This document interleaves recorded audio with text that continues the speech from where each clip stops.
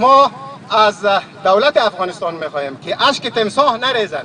آقای خلیلی از آقای خلیلی میخواهیم نگویند که ما زور ما به این نمیرسه. شما در صدر قدرت هستین، شما نفر سومی از این مملکت هستین و شما مردم جمع میکنین میگن شکیلا خودکشی نکرده و شکیلا را کشته.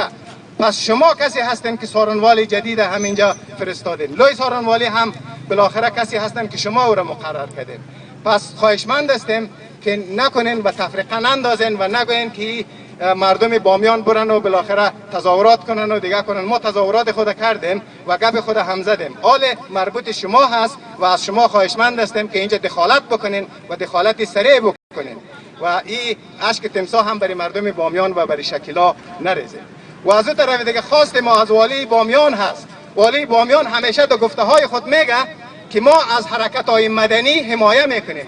حمایه را شما مستقیم نشان بدین. حمایه چی؟ حمایه با سخن، با گپ و یا حمایه‌ای که بالاخره عملی هم حمایه بکنیم. ما به نمایندگی از کمیته دادخواهی از حقوق زنان در ولایت بامیان امروز در کنار برادرهای فعال مدنی خود حاضر شدیم تا این گفتار و این شیوه جناب آقای واحدی بهشتی نماینده محترم از ما را در شورای ولایتی را محکوم بکنیم.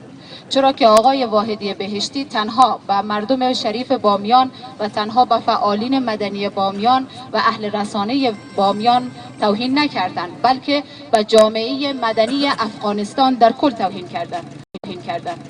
و تنها دلیلش همین هست که نهادهای مدنی و انسانهای بیداری که چشمان از اونها همواره بر اعمال زشت و ناشایست افرادی که همواره دست به خشونت، قتل‌ها، دزدی‌ها و جنایات را میزنه، چشمان از اونها باز هستند و همیشه اعمال از اونها را نظاره میکنه و نمیگذاره که اداره عدلی و قضایی ولایت بامیان و در کل افغانستان روی از جنایت ها را بپوشانه.